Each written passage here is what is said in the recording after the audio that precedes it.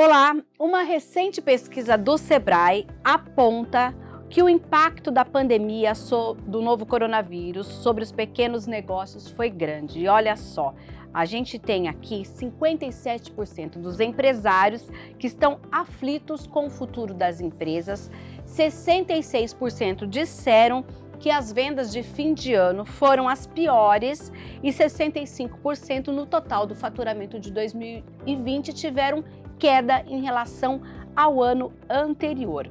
Por outro lado, 28,6% das empresas reportaram que a pandemia teve um efeito positivo nos negócios e 32,2% indicaram que houve um aumento de vendas.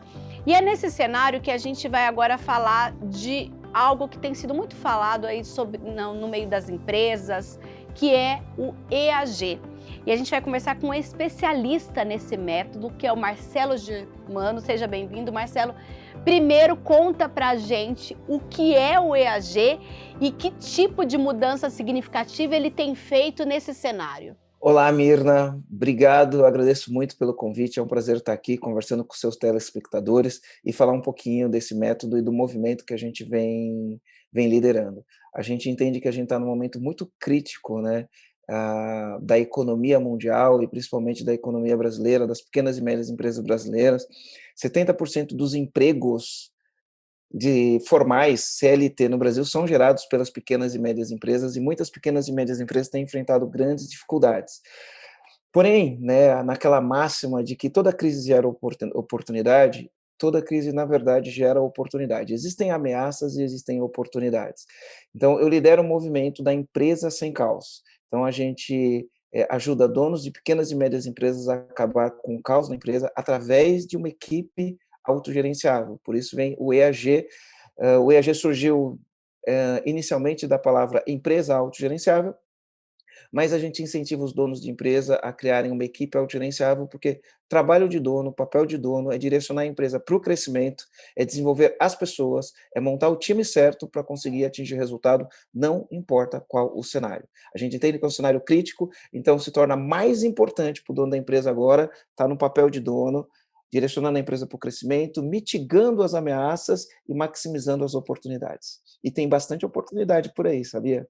A gente está falando nesse cenário de pandemia, mas esse método EAG ele já existia e agora com essa crise evidente é que se percebeu que ele tem ferramentas importantes para que o empresário saia da crise. Esse método já existia. Conta um pouquinho para mim da trajetória do método e depois eu queria que você falasse um pouquinho de como você, né, se apaixonou por esse método e acredita que é possível reverter essa história, muitas vezes, de caos, como você falou. Obrigado pela pergunta, Mirna. Eu sou empresário faz 25 anos e eu abri empresa como a maioria dos donos de empresas abrem, né? Os donos de empresas, quando abrem empresa, eles têm comportamentos padrões. Ao longo da minha jornada, eu quebrei 3 vezes, só para você ter uma ideia, e a gente foi aprendendo o que funcionava, o que não funcionava. Ao longo do tempo, eu fui desenvolvendo competências e habilidades, competências de liderança, competências de gestão, competências financeiras, competências de tração e marketing, vendas. Fui desenvolvendo essas competências e aí eu consegui criar algumas empresas de sucesso.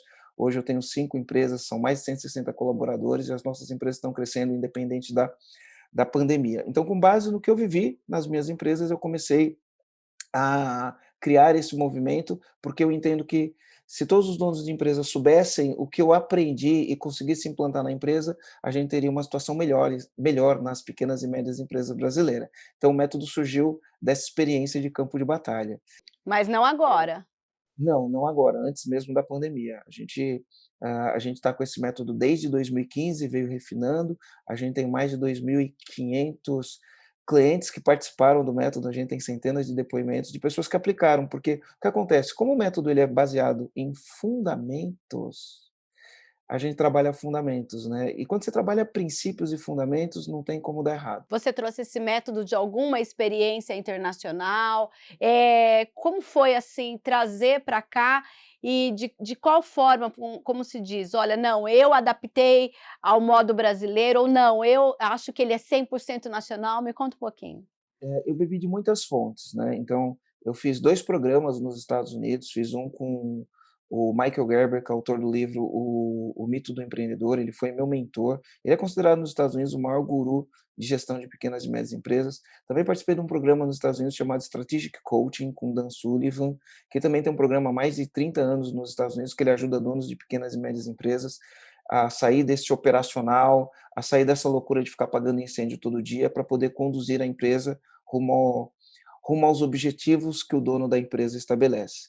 Então, além disso, eu bebi de outras fontes, e pratiquei muitas coisas. Sou formado em gestão de empresas, em administração de empresas, fiz pós-graduação, fiz MBA, enfim, é uma bagagem de 20 e tantos, 25 anos, um pouco mais de 25 anos, que eu trouxe para fazer o método. Então, bebemos de várias fontes, eu não posso dizer que é um produto 100% nacional, porque as fontes, né, quando a gente fala princípios e fundamentos, a gente vai beber nas melhores fontes.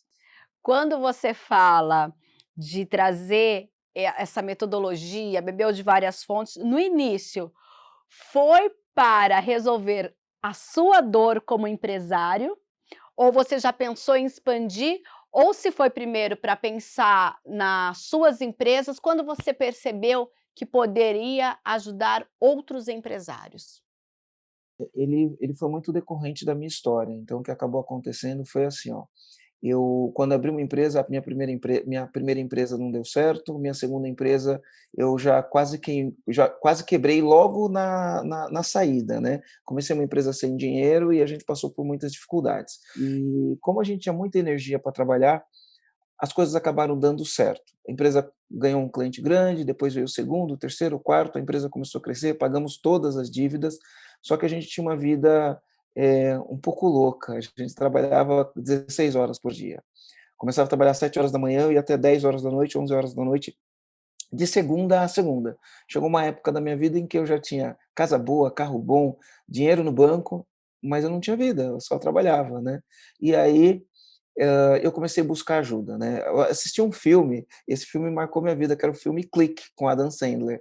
Então no filme, o que acontecia só para resumir o filme, tá, o Michael, que era o papel que o Adam Sandler fazia, ele trabalhava demais, ficou rico, só que no fim da vida eu gosto de dizer que ele era tão pobre, mas tão pobre, que a única coisa que ele tinha era dinheiro. E para mim isso foi chocante, mexeu muito comigo. E eu comecei a buscar ajuda. E ao buscar ajuda, eu comecei a desenvolver competências, competências de gestão, competências de liderança. E mesmo desenvolvendo competências de gestão e de liderança, eu consegui implantar todo um sistema de gestão de qualidade, desenvolvi todo um sistema de liderança, mas eu ainda não consegui os resultados que eu queria. E aí eu fui entender que eu não conseguia isso por causa da cultura da minha empresa. Aí eu comecei a estudar sobre cultura empresarial, comecei a buscar ferramentas, comecei a aplicar no meu negócio, e isso foi permitindo com que eu tivesse mais tempo, principalmente mais tempo.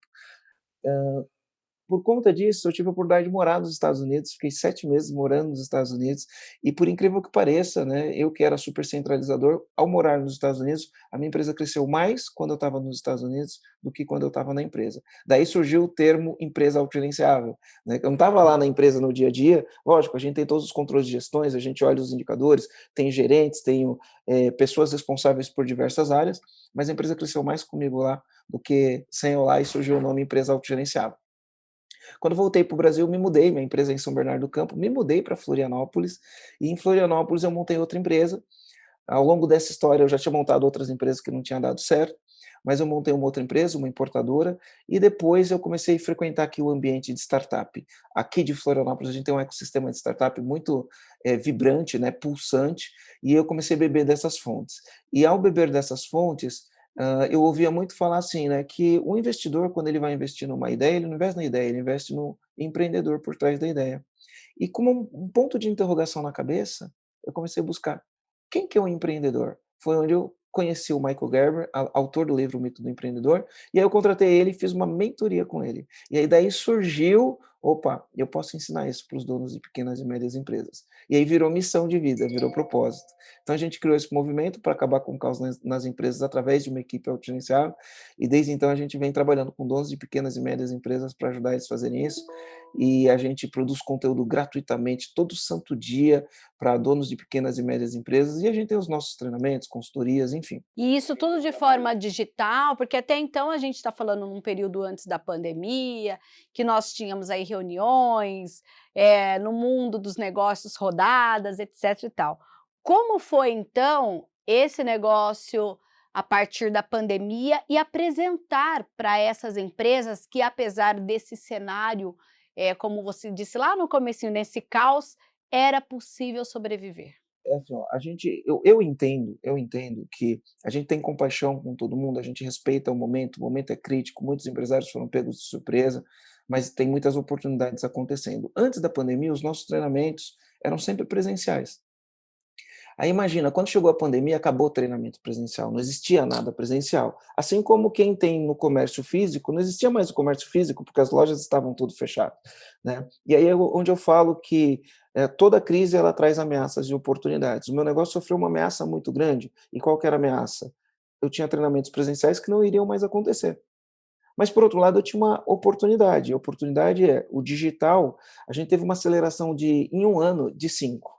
O que ia acontecer em 5 anos aconteceu em um ano com o fenômeno do digital.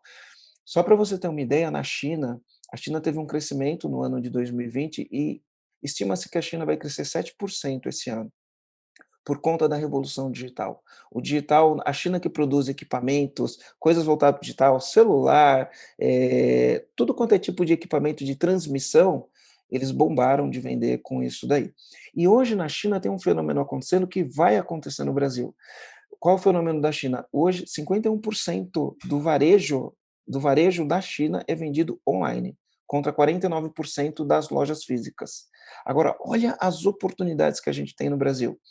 Na França, 38% das vendas do varejo é online, 62% das vendas do varejo, ela é esse número no Brasil, 10% das vendas no Brasil são online, 90% das vendas no Brasil são no varejo físico. E se a gente Isso já seguir após pandemia, Marcelo, ou isso antes da são pandemia? são dados de fevereiro de 2021, tá. 10% no Brasil é no varejo online, 90% ainda é no físico. E isso mostra para mim que existe uma oportunidade incrível, porque eu acredito que a gente vai chegar em números próximos, pelo menos ao que é o da França hoje, né. Então, isso vai obrigar os donos de empresa a se digitalizarem. E ao se digitalizar, eles vão ter que desenvolver novas capacidades. Agora, se ele está ali no dia a dia, apagando incêndio na empresa, né, correndo atrás do rabo, lidando com questões operacionais, ele não vai conseguir desenvolver a capacidade de se digitalizar para poder encarar um mundo diferente. O mundo está diferente. E a gente tem que encarar um mundo diferente de uma maneira, trabalhando, a gente tem que se adaptar ao mundo, não é o mundo que se adapta a gente. Né? E essa adaptação vai passar pela digitalização, os empresários precisam estar preparados para isso tem que organizar a empresa, tem que montar equipes autogerenciáveis, tem que ter meta, tem que ter plano de ação, tem que ter execução para poder aproveitar as oportunidades que estão surgindo. Como se tornar uma empresa autogerenciável? É fácil ou é um caminho muito aí, digamos que cheio de pedras? Então vamos lá, eu gosto de separar dois tipos de trabalho, você tem trabalho duro e tem trabalho burro. Muitos empresários eles acreditam que eles trabalham duro, só que o que eles fazem, na verdade, todo santo dia, é fazer um trabalho operacional e muitas vezes esse trabalho operacional está ligado a apagar incêndios. Quando você eh, capacita o dono da empresa para ele parar de apagar incêndio, para ele fazer um trabalho duro, de verdade, que eu já vou falar o que é trabalho duro, a vida dele melhora. Por que que ele tem incêndios? Por que que ele tem incêndio? Porque a grande verdade é que o dono de empresa, ele não entende os fundamentos de uma empresa. Quando você monta uma empresa, você precisa respeitar fundamentos. Quais são os fundamentos? Por que fundamento? Fundamento é um alicerce. Quando você vai construir uma casa, você não faz o alicerce bem feito, a fundação da casa bem feita, só depois você levanta a parede e vai fazer telhado? Muitos donos de empresa começam a empresa pelo telhado, né? Não fazem os fundamentos. Quais são os fundamentos de uma empresa que consegue acabar com o caos através de uma equipe autogerenciável? Primeiro fundamento, domínio pessoal, a empresa é um reflexo do dono, para o bem ou para o mal. A diferença de uma empresa de sucesso para uma que não tem sucesso é o dono. Ele tem que ter domínio pessoal, porque ele vai lidar com dificuldades, ele vai lidar com pressão, as coisas não são fáceis, e se ele não tiver domínio pessoal, ele não consegue lidar com isso. Cultura, que é o jeito que a empresa funciona, cultura de pessoas que focam em soluções, que entregam no prazo, que dão resultado, que se desenvolvem e que querem crescer. Terceiro pilar, liderança. Você não constrói uma cultura forte com liderança fraca. Então, o dono da empresa tem que trabalhar a liderança dele para produzir resultado com o time. Líder que é líder bate meta com o time, fazendo certo. Quarto pilar, gestão. A maioria das empresas não tem gestão, é inacreditável, né? A empresa precisa de gestão, por isso que chama autogerenciável, porque tem gestão. Quinto pilar, finanças. O dono de empresa, ele não vai construir riqueza se ele não tiver gestão financeira, ele precisa cuidar das finanças. E aí, por último pilar, a gente chama de tração, que é como eu atraio clientes, como eu faço eles comprarem meu produto e como faço eles continuarem comprando o meu produto. Quando ele domina essas competências, essas 6 competências, ele consegue ter uma equipe autogerenciável. E a partir desse momento que ele, de certa forma, muda a chave, ele tem que também convencer os seus colaboradores que existe um novo método ali? Sim, ele tem que envolver os colaboradores, porque tudo vai depender do engajamento da equipe, e por isso que a gente fala equipe autogerenciável. É uma equipe, ele tem que engajar a equipe. Então a equipe também tem que se capacitar. A equipe precisa dominar os métodos de gestão, a equipe precisa trabalhar com indicadores, a equipe tem que trabalhar com metas, com planos, tem que executar os planos. E para isso precisa de uma mudança comportamental. Porque a metodologia, ela é científica, né? O método de gestão, ele é científico. O que é científico? É testado e comprovado. E não fui eu que inventei o método científico. Eu só uso o método científico. Ele é testado em todos os países do mundo, eles utilizam um método de gestão que é um método científico. E só que por que o método às vezes as pessoas não conseguem fazer? Porque tem que lidar com o comportamental. Isso está ligado com a liderança, isso está ligado com a cultura da empresa. Você falou algumas coisas aqui que me trouxeram, dúvidas, né, que eu acho que muita gente tem. Você falou de liderança e comportamento. Eu quero aproveitar a sua estadia aqui conosco nesse período e para você me dizer o seguinte: hoje, nesse novo modelo de gestão, o centralizador, qual é o papel do centralizador e qual é o papel do líder? Porque, às vezes existe essa confusão de que o dono do negócio ele tem que centralizar ou ele deixa de ser líder, ainda existe em alguns pontos esse pensamento, ou a partir do momento que ele é líder, de que forma é que ele consegue ainda exercer essa liderança, mas também passando e transmitindo responsabilidades e metas, como você colocou agora há pouco. Muito bom o seu ponto, tá? Porque a gente vai lidar com crenças dos donos de empresa. A pessoa ser centralizadora ou fazer microgerenciamento, isso daí acaba se tornando um câncer na empresa. Uma pessoa que é centralizadora, ela não consegue liderar a equipe. A pessoa que chama todas as responsabilidades para si, ela não desenvolve as pessoas. Então, as pessoas que trabalham em volta de uma pessoa centralizadora, elas ficam infantilizadas. Por quê? Porque qualquer coisa que a pessoa vai fazer precisa pedir a bênção pro dono de empresa que é centralizador. Então, as pessoas não tomam decisões, as pessoas não sugerem soluções. Elas não sugerem. Tem um problema, procura o dono e fala qual é a solução. Elas não tomam decisões, porque o dono centralizador não deixa ninguém tomar decisão. A partir do momento que ele entende que ele tem que ser um líder, e para o líder é aquele que desenvolve pessoas, tudo aquilo que ele faz, ele desenvolve as pessoas para fazer aquilo. E quando ele tem processos na empresa, isso se torna muito mais fácil. Daí a importância dos processos na empresa. Quando ele contrata as pessoas certas, é um processo de contratação, contrata as pessoas certas, tem bons processos na empresa, ele desenvolve as pessoas através da delegação, ele libera tempo na agenda dele. E o que ele faz com esse tempo que ele libera na agenda dele?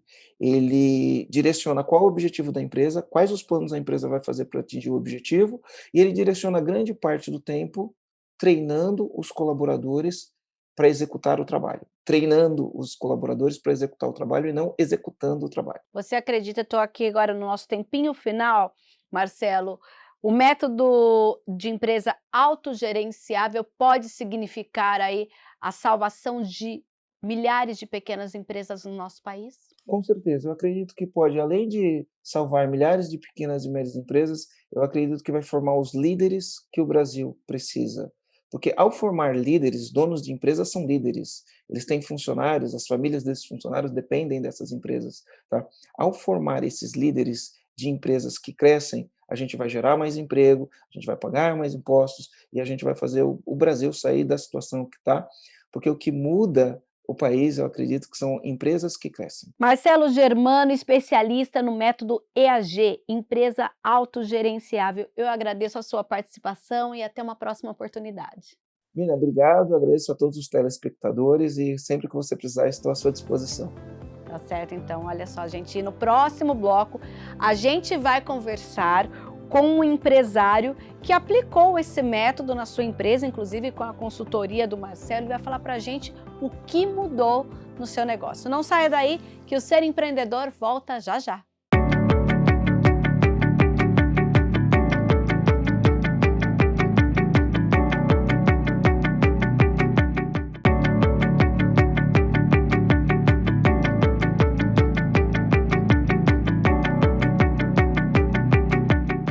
De volta com o Ser Empreendedor, e agora há pouco a gente conversava sobre o método de empresa autogerenciável. A gente continua neste tema, mas agora conversando com o Matheus Francisco, que é o sócio da Loja do Sapo, uma das empresas que aplicou esse método recentemente. Matheus, seja bem-vindo. Primeiro, eu quero que você me explique o que é a sua empresa, o que é a Loja do Sapo, e como, em que momento você percebeu que esse método ajudaria a melhorar, a otimizar o seu negócio? Boa tarde, muito prazer. Primeiramente, agradecer pela oportunidade. A Loja do Sapo é uma assistência técnica especializada em manutenção de dispositivos Apple. Então, a gente dá manutenção em celulares, tablets, relógios, eletrônicos em geral, da marca Apple. Isso no sul do país mesmo? Não, nós somos de Belo Horizonte. De Belo Horizonte, Minas Gerais. Isso, mas a gente atende todo o Brasil. Então, a gente tem um modelo de manutenção híbrido, no qual a gente tem algumas unidades em shopping e a gente tem uma operação de fazer manutenção delivery também. A gente vai até o cliente, atende o cliente onde ele estiver. Esse, inclusive, foi um dos grandes diferenciais aí da pandemia, que a gente vai falar um pouquinho mais sobre isso. Mas e aí, em que momento você conheceu o método e o que estava acontecendo naquele momento que você acreditou que foi importante, então, instalar e estabelecer que era preciso, então, ter uma nova metodologia de trabalho? Legal. Bom, eu já tinha feito um curso, né, no EAG, o curso de Alavanca Seus Lucros, que é um foco maior na área financeira. E aí, com esse curso em si, a gente já tinha tido grandes resultados, e já tinha conseguido otimizar bastante o nosso resultado.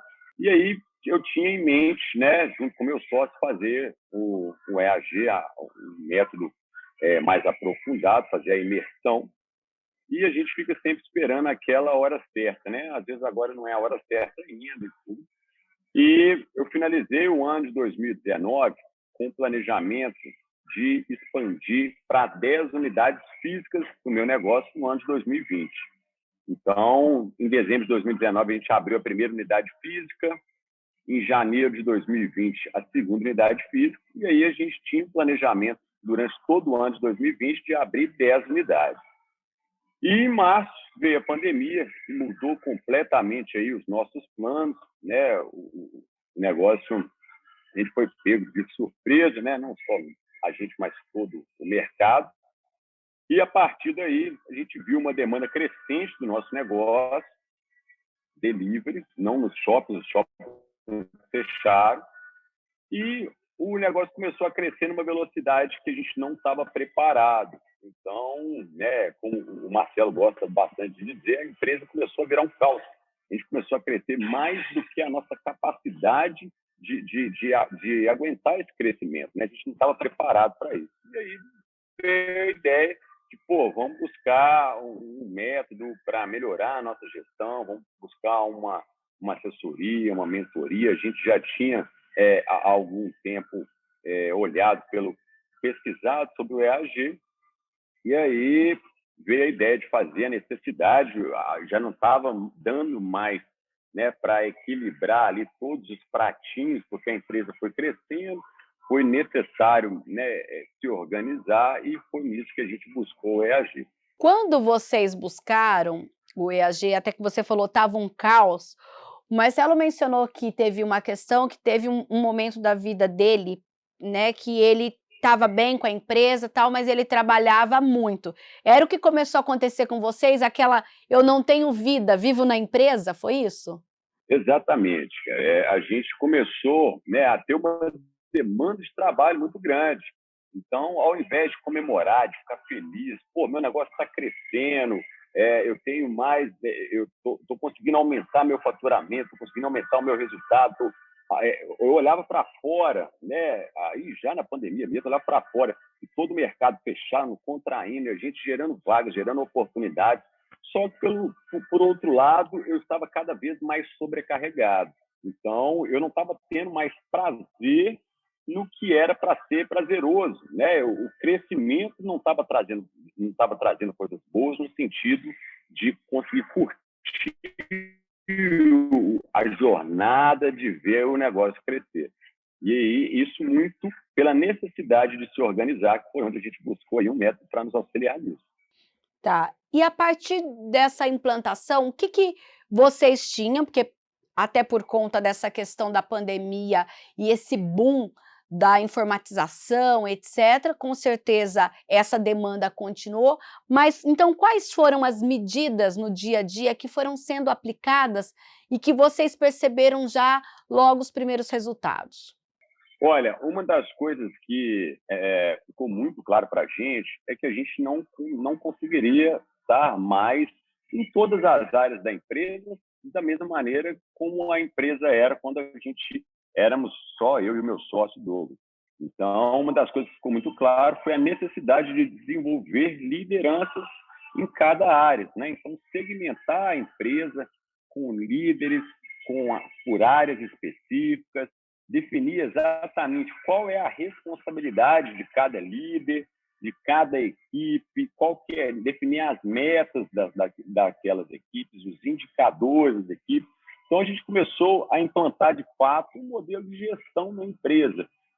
Né, foi deixando de ser uma cultura de um negócio que funciona, mas sem muita clareza, e passou a ter muito mais organização e clareza, onde cada um sabe exatamente qual é o seu papel, quais são os indicadores pelo qual a gente vai mensurar essa entrega e qual que é o objetivo de cada um. Isso tornou, sem dúvida, o fardo muito mais leve, é como se mais pessoas carregassem, cada qual, né, fazendo uma analogia aqui, cada qual segurando ali do seu lado, na sua ponta, e aí de maneira que a gente conseguisse sair, né, eu falo a gente, tanto eu quanto eu, só sair da operação e ficar muito mais na gestão. Não é algo fácil, né? Não vou te falar que assim, do dia para a noite, é um processo. Inclusive, eu contei também com o acompanhamento de uma especialista que me acompanhou aí durante 6 meses para me ajudar nessa construção dos indicadores, nessa construção dessa rotina também, porque isso impactou muito para eu deixar de ter uma vida sobrecarregada profissionalmente. Eu precisei implantar uma rotina de gestão, né, com acompanhamento a partir das lideranças, com acompanhamento de cada líder, de cada área. E, no final, né, sem dúvidas, que isso foi uma das coisas que me possibilitou até, né, como eu disse, hoje eu estou aqui de férias e eu tenho certeza que minha empresa está rodando. Com um clique, eu olho, vejo um panorama geral e consigo ter um controle muito maior. O Matheus, geralmente, e alguns empreendedores que nós já conversamos aqui no nosso programa, fala: olha, no começo eu tinha um negócio, aí eu comecei a perceber que eu tinha que estar à frente mais no negócio, porque aí usam aquele ditado que o que engorda o boi é o olho do dono, mas parece que nesse método, né, não é bem isso, não é necessariamente isso. Me fala dessa questão, você teve também que mudar paradigmas? Bom, essa questão, esse paradigma, né, de que o olho do dono é o que engorda o gado ali, que a gente tem que estar sempre presente, se não estiver presente o negócio não funciona. Isso, querendo ou não, é o que acarreta também a gente ficar sobrecarregado, porque muitas coisas você, ao querer fazer tudo, ao querer tomar conta de tudo, chama muita responsabilidade para si, de coisas que não necessariamente seria a minha responsabilidade de resolver e de gerenciar, e exige muito de uma mudança de comportamento minha, né? Nossa, no caso do empreendedor. O Marcelo diz isso, faz muito sentido, que a empresa é o reflexo do dono. Então, se a minha empresa estava desorganizada, porque eu também estava desorganizado. E se eu quero transformar a minha empresa numa empresa autogerenciável, uma empresa que funcione, uma empresa lucrativa, organizada, bem gerida, primeiro a se transformar tem que ser eu. E isso realmente não é fácil, porque se você gosta de estar ali acompanhando, você tem certa resistência de sair da operação, né? de dar um passo para trás, de delegar.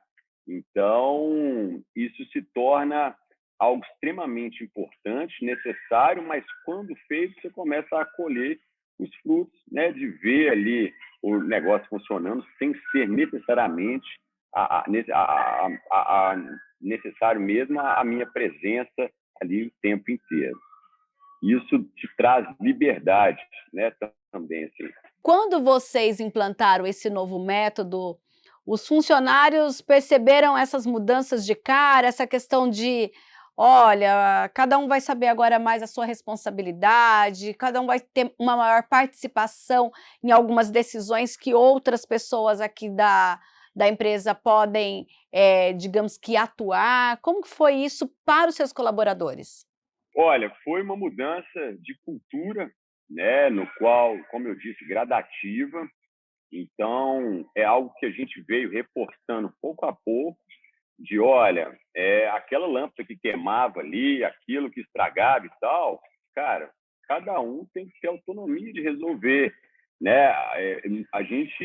Eu deixei de ser o cara das respostas e passei a ser o das perguntas. Até então, tudo vinha para o Matheus resolver. Então, eu passei a dar autonomia, eu acho que essa é a palavra, e o comportamento faz muita diferença, dar autonomia para que cada colaborador, cada líder de cada área, saiba que ele tem, sim, condição e autonomia e responsabilidade de resolver aquilo, mas, claro, sem perder o apoio. Delegar é diferente de delargar, né? Então, você delegar e estar ali no suporte, estar ali no apoio, é muito diferente de chegar e falar, você tem que fazer, se vira, não quero saber, não. Eu costumo dizer que, hoje em dia, o meu papel é muito mais de ser um apoio, ser um suporte das lideranças da minha empresa, do que ser necessariamente o cara que executa, que ficava colocando a mão na massa. Porque, como eu disse, a empresa cresceu, o time passou de 30 para 45 colaboradores em um ano, então eu já não conseguia mais dar suporte para todo mundo. Então, de fato, foi necessário e a equipe abraçou.